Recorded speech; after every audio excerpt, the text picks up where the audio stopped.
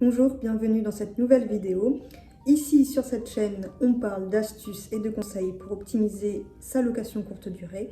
Donc si c'est des choses qui vous intéressent, je vous invite à vous abonner. Aujourd'hui, nous allons voir en direct l'optimisation d'une annonce qu'un propriétaire m'a mis en gestion dans la conciergerie. Donc nous allons faire ça ensemble. Donc cette maison, l'annonce a été créée par le propriétaire, mais nous allons voir qu'il y a quelques petites choses à optimiser. Tout simplement, déjà on va sur l'annonce, on va aller voir tous les onglets de l'annonce. Déjà, maison de maître avec piscine, on verra que c'est pas bon. Alors, faisons dans l'ordre. Les photos. Alors les photos, la première photo est plutôt bien, elle donne envie. Après, deuxième photo pas bon, puisque le lit n'est pas fait. Il va falloir mettre des photos avec le lit qui est fait. Celle-ci, ça va. Donc c'est la même, celle-ci, prise sous un autre angle. Il faut absolument faire les photos avec les lits faits. Donc on voit une première salle de bain. Ici, je suppose que c'est la deuxième. Beaucoup d'extérieur. La tout majeur de la maison, donc effectivement l'extérieur il faut le mettre. On voit la maison entière, bien aussi. Celle-ci me semble pas cohérente. Enfin, ouais, je pense qu'on n'a pas besoin de la mettre celle-ci. Celle-ci aussi. Donc c'est bien, on a des photos de jour comme de nuit. On voit un bleu drone. Alors d'après moi, il faut rajouter des photos de mise en scène. C'est-à-dire qu'une table faite avec des fleurs. Il faut mettre en scène la maison comme si il y avait des gens dedans. Ensuite, il manque des photos des pièces les plus attractives. C'est une maison avec piscine, ça on l'a vu, il y a une piscine. Mais il y a une belle cuisine d'été qu'il faut mettre en avant. Il y a également un boulodrome qu'on a vu, mais il y a une salle de cinéma, un billard. Et il y a 3 chambres. Là, je ne vois pas les 3 chambres. Donc on va rajouter des photos. Que je prendrai à la prochaine visite. Ensuite, c'est bien de rajouter des légendes.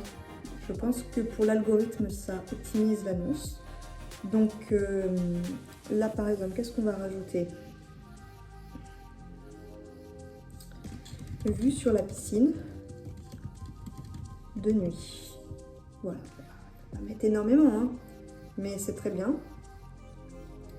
Après, dans les photos, c'est bien d'avoir un code couleur avec un filtre de photo, un filtre d'éclairage qui est en harmonie avec toutes les autres photos. Donc ça, je vais retravailler les photos et on les remettra en ligne. Passons pour les photos. Passons. Là, il y a, alors, si je me rappelle bien, il y a 18 photos. Oui, 18 photos. On peut en rajouter. Alors, on peut rajouter des photos, comme je vous ai dit, de mise en scène, mais aussi des photos du quartier, des points d'attraction dans la ville. Donc ça va être important de mettre un plan également, ça peut aider les gens. Ensuite, information de base sur le logement, titre. Donc ça, on va le changer. J'ai travaillé un petit peu l'annonce avant de côté, avant de filmer. Donc maison de maître avec piscine, c'est trop général. Il va falloir se différencier. Pour ça, j'ai trouvé ce nom-là.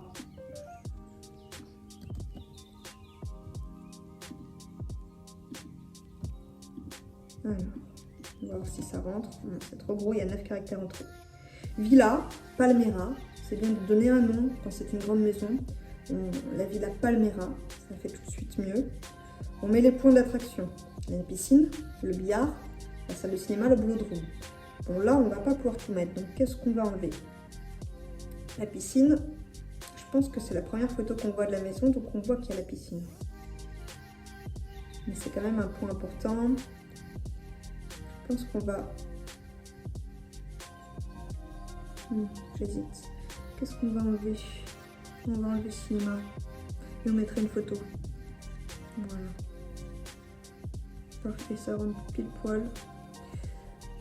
Mettre des petits émoticônes, ça rend l'annonce plus attractive. Les gens, les voyageurs, quand ils vont vouloir réserver, ils vont avoir l'œil qui va se poser sur les annonces qui sont pas communes en fait. Mettre maison de caractère, maison de charme, bon, c'est du vu et du revu, donc il faut se différencier. Donc là, on enregistre. Ensuite, description du logement.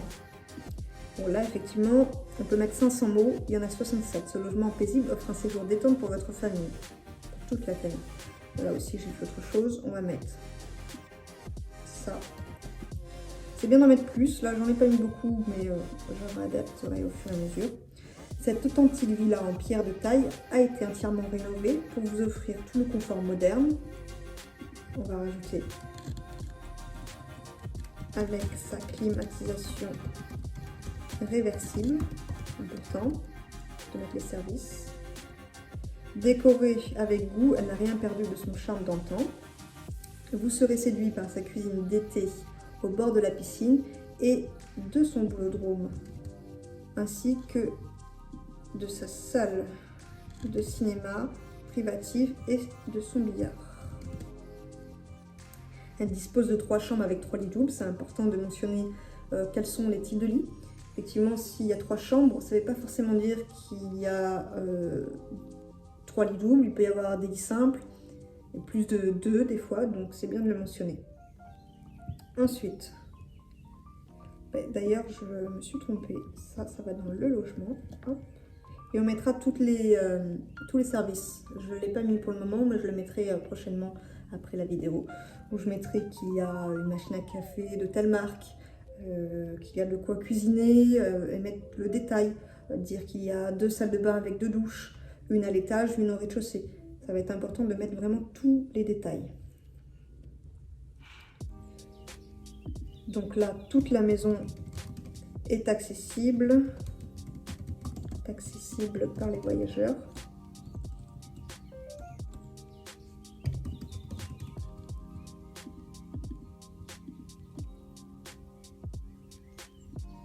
Accessible. Je ne peux pas y arriver. Je vais le mettre après, c'est pas un problème. Donc là, on va en faire enregistrer. Ensuite, nombre de voyageurs, donc 6, c'est bien ça. L'annonce est en pause, donc on la mettra en ligne quand elle sera terminée. On va vérifier qu'il y ait tous les équipements. C'est important de mettre tous les équipements parce que Airbnb va mettre en avant l'annonce qui aura le plus d'équipements. Donc serviettes, draps, savon, papier toilette et oreiller, oui, puisque c'est ce qu'on propose dans notre conciergerie. Climatisation, oui. Produits de nettoyage, effectivement, il y a. Équipement de cuisine, il y a. Espace de travail dédié, oui, il y a un bureau.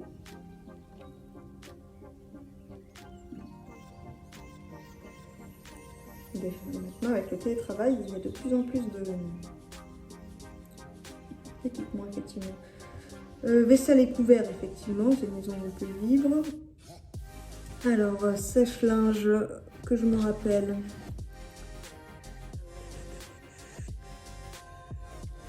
Il y en a un.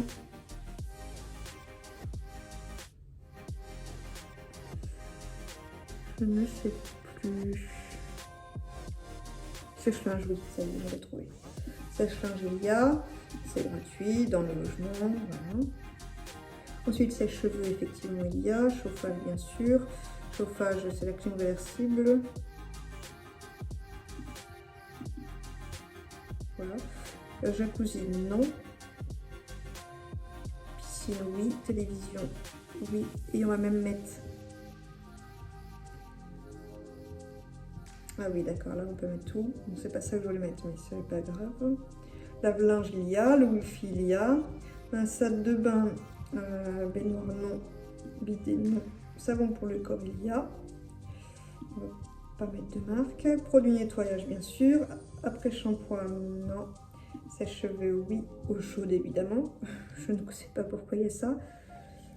Douche extérieure. Je vais laisser en suspens.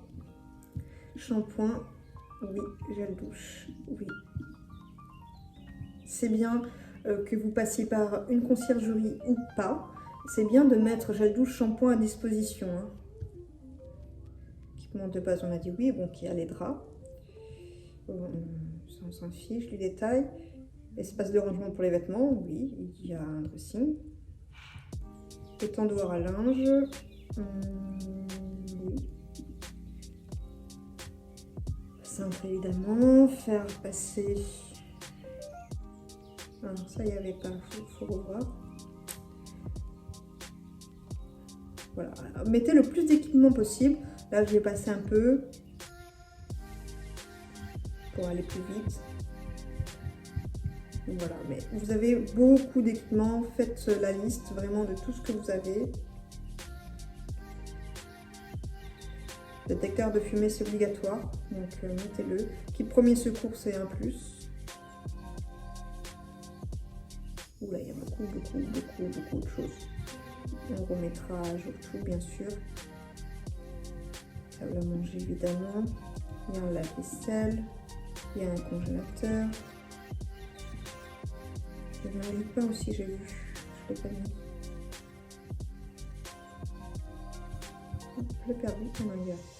Un grille-pain, des verres à vin, évidemment. Alors là, c'est les accès. Bon, il n'y a pas de plage, là où est située la maison. Il n'y a pas de lac non plus. Il n'y a pas de laverie automatique.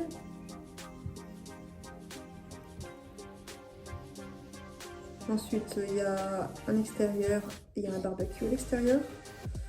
Le barbecue est électrique.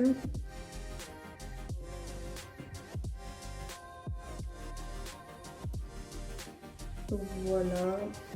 Pour le reste, je vais passer pour le moment. Une cuisine extérieure. Effectivement. Donc ici, c'est plus pour les appartements, ascenseur, parking gratuit. Bon, passons. Voilà. Là, on a fait les équipements. Ensuite, une fois qu'on a vu tout ça, on a fait la description.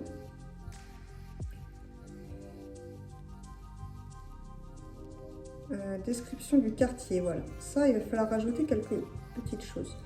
Alors, j'avais mis sur WordPress la ville en question que je cacherai évidemment. C'est un petit village en Gironde. Vous pourrez y visiter l'église paroissiale inscrite au monument historique. Bon, soit j'ai pas besoin de cacher la ville, c'est plutôt l'adresse. Voilà. Il faut donner envie aux voyageurs. Donc mettez des infos sur le quartier, c'est important.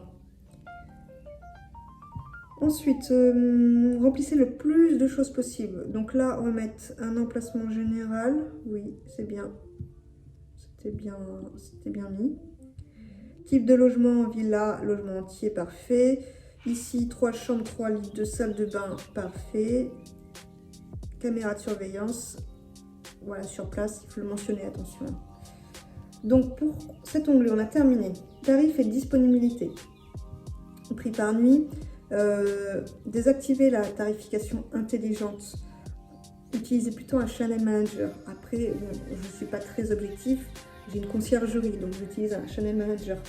Mais vous allez pouvoir gérer vos prix plus facilement en ayant un channel manager. Parce que la tarification intelligente d'Airbnb va vous donner des prix assez bas, à mon goût. Donc, je vous conseille de la désactiver. Alors, en concernant les réductions, si vous ne voulez pas en faire, mettez quand même 1%. Parce que Airbnb vous mettra en avant si vous avez mis des réductions. Donc là, par contre, on va mettre une réduction de 10% à la semaine. On valide.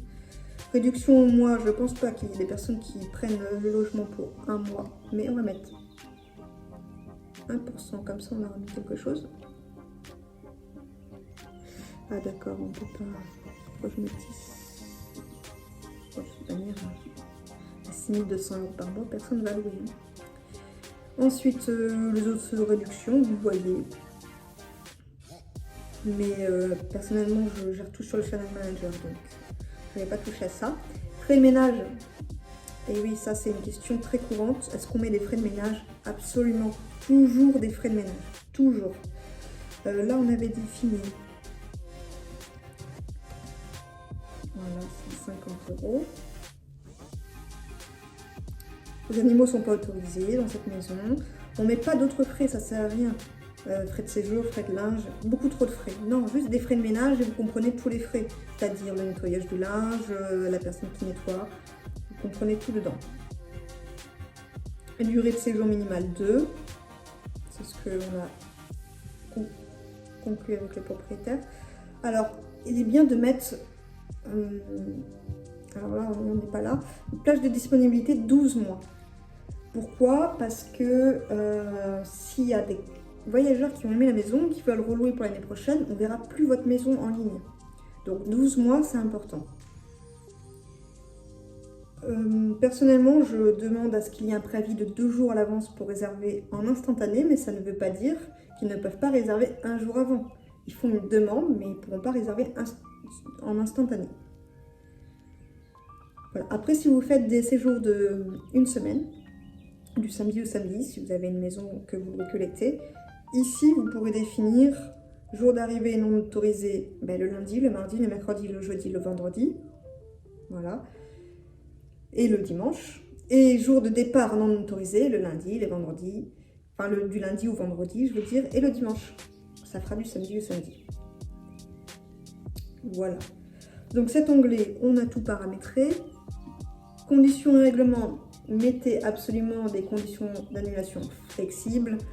Airbnb préfère que vous mettiez flexible et de toute manière, vous pourrez toujours relouer. Alors un jour à l'avance, peut-être pas, mais est-ce que vous aimeriez, en tant que voyageur, vous devez annuler pour un cas bien précis, que j'ai pas en tête là, et vous êtes obligé de payer quand même votre réservation? Non. Dans tous les cas, on rembourse, bien sûr, ils n'ont pas voyagé dans le logement. Voilà, donc flexible. On met la réservation instantanée activée. Il faut toujours la mettre. Ça mettra en avant toutes les annonces qui ont la réservation instantanée activée, ça les met en avant sur Airbnb. Si vous regardez, vous faites une recherche en tant que voyageur pour vos prochaines vacances, vous aurez toujours les annonces avec la réservation instantanée activée en premier. Ensuite, vous mettez une plage horaire pour les arrivées. Ici, on a mis 17h, après 17h. L'heure de départ à 10h, ça permet d'avoir le temps pour le ménage. Ah, la caution, très important. Il faut toujours mettre une caution.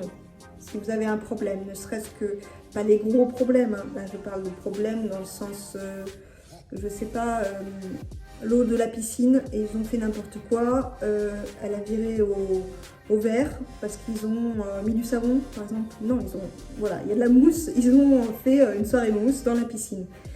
Vous facturez le changement d'eau et grâce à cette caution, vous êtes remboursé de suite en fait. Vous n'avez pas besoin de faire une demande avec un dossier à Airbnb. Ça, c'est s'il y a des gros dégâts et que ça dépasse le montant de la caution. Donc ici, 1 200 € pour une villa comme celle-ci, c'est plutôt pas bien. La caution, elle n'est pas encaissée Le voyageur ne paye pas 1 200 € quand il réserve. C'est une empreinte bancaire comme dans les hôtels. Ensuite, vous remplissez le règlement intérieur. Est-ce que ça convient aux enfants, aux bébés? Donc là, non. Aux bébés, c'est-à-dire la piscine est fermée. Vous avez un lit bébé. S'il y a des escaliers, c'est protégé, tout ça, les prises sont protégées, voilà, il faut vraiment... logement non fumeur, événement autorisé, non, ça je vous le conseille de le mettre toujours. On n'a pas vraiment envie qu'il y ait une bande de copains qui mettent le bazar. Et si vous voulez mettre des règles supplémentaires, libre à vous de les mettre. Conditions relatives aux voyageurs, photo de profil obligatoire, oui. On veut vraiment avoir une identité complète de chaque voyageur, c'est important pour la sécurité. Voilà, ensuite on passe, information pour les voyageurs, donc ça on l'a déjà dit. Le guide, j'en parlerai dans une autre vidéo, c'est pas l'objet de cette vidéo, mais il faudra en faire un. Échanger avec les voyageurs, voilà, je prévois d'échanger avec mes voyageurs. L'itinéraire, si c'est compliqué à trouver, que le GPS a du mal, vous pouvez mettre un itinéraire. Le mieux étant quand même de mettre un plan dans les photos. Mais ne pas mettre l'adresse exacte dans les photos puisqu'ils n'ont pas encore réservé et qu'ils verront les photos. Instruction d'arrivée, si vous avez une arrivée autonome, c'est bien de le mettre ici. Et le Wi-Fi, vous l'intégrez ici, même si dans le kit d'accueil, dans une autre vidéo, je vous en parlerai, on le mettra dedans. Voilà. Donc là, on a tout vu pour cette vidéo. Là, vous voyez ces réservations instantanées activées. Là, elle est en pause. Je vais la mettre en ligne quand je l'aurai finalisée. Et vous pouvez prévisualiser votre annonce une fois qu'elle est finie. Voilà, cette vidéo est terminée. J'espère qu'elle vous permettra d'optimiser votre annonce et de faire en sorte qu'elle remonte dans l'algorithme d'Airbnb. Si vous faites tout cela, il n'y a pas de raison. Donc, ce que je peux vous dire en résumé, des photos, beaucoup de photos, des photos mises en scène de bonne qualité. Une caution absolument en cas de problème parce que malheureusement ça peut arriver, même si c'est assez rare. La réservation instantanée, absolument à mettre en place. Et enlever la tarification intelligente d'Airbnb qui, à mon sens, n'est pas bonne pour optimiser ses revenus. Voilà.